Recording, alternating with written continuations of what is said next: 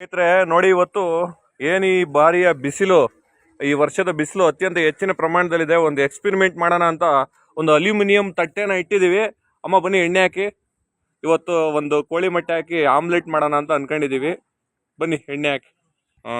ನೋಡಿ ಎಣ್ಣೆ ಹಾಕ್ತಾ ಇದ್ದೀವಿ. ಎಣ್ಣೆ ಸಾಕು ಅನಿಸುತ್ತೆ ನೋಡಿ. ಬಿಸಿಲಲ್ಲಿ ಅಲ್ಯೂಮಿನಿಯಂ ತಟ್ಟೆ ಒಳಗೆ ಆಮ್ಲೆಟ್, ಬಿಸಿಲಿನಿಂದ ಯಾವುದೇ ಗ್ಯಾಸು ವಿದ್ಯುತ್ ಇಲ್ಲದೆ ಆಮ್ಲೆಟ್ ಮಾಡ್ತಾ ಇದ್ದೀವಿ. ಆಮ್ಲೆಟ್ ಇಲ್ವೋ ನೋಡೋಣ.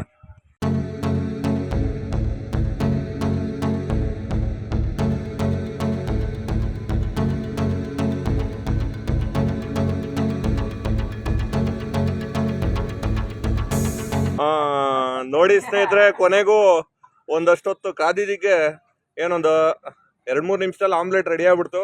ಈ ಪ್ರಮಾಣದಲ್ಲಿ ಬಿಸಿಲಿದೆ ತುಮಕೂರಿನಲ್ಲಿ.